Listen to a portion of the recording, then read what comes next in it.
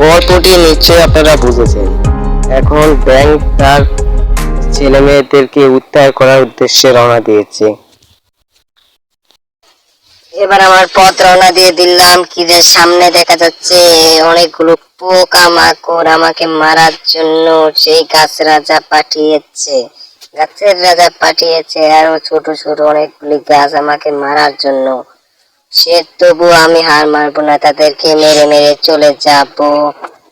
দৌড়ে দিলাম লাভ। ও কি মজা লাগতেছে না, মজা লাগলে লাভ হবে না। লাভ দিয়ে সময় নষ্ট না করে কি করব, গাছগুলিকে তাড়াতাড়ি মেরে উড়ে আমাকে কুত্তা দিয়ে আমার একটু জীবন কমিয়ে দিল। হ্যাঁ একটু জীবন কমিয়ে দিল। এখন কি করব আমি?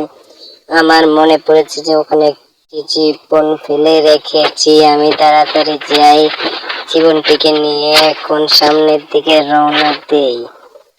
কি করবো, এতগুলো গাছের সাথে পেরে উঠবো না, সেজন্য বোম দিয়ে তাকে ওদেরকে মেরে ফেললাম। আরো দেখা যাচ্ছে পোকা মাকড় ঠেলে ঠেলে ফেলে দিয়ে পোকা মাকড় মেরে ফেলি। সামনে আরেকটা পোকা দেখা যাচ্ছে। ও এমন চাপা দিয়ে আমাকে কত দূর নিয়ে আসলো এটাকে উঠে নেই। যেগুলো অনেকগুলো প্রশ্ন, মানে দেখা যাচ্ছে পুরস্কার। ও একটা জীবন পেয়ে গেলাম, জীবনে অনেক সুখে।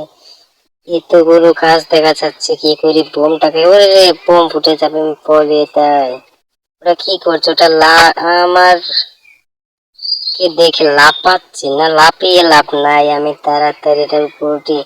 ছেলে, বাবা, আমার ছেলেকে পেয়ে গেছি।